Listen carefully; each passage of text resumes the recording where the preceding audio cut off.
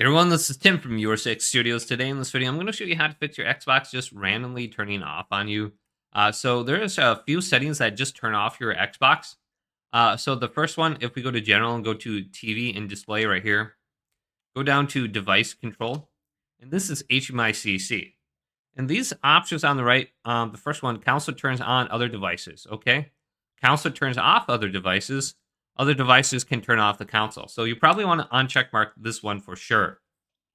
So let's say you disconnect something or turn off like a sound bar, maybe your TV that's connected to your Xbox. Well, it's going to turn off your Xbox too. So just disable this option right here, and then we can back out.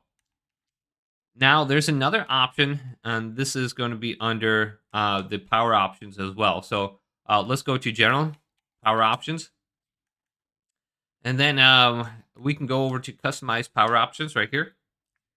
And this is the inactivity time. So you might have yours set to like 10 minutes or something like that.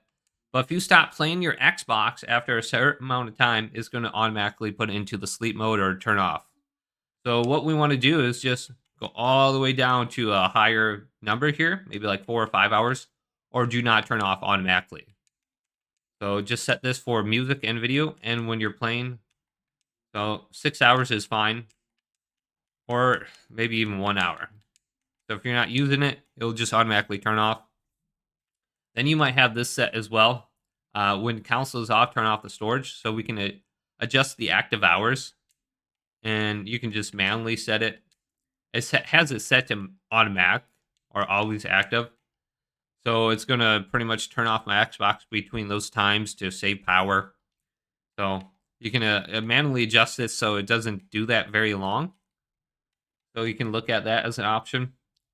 And hopefully this quick little video did indeed help you out. Did leave it a big thumbs up and subscribe to my channel down below.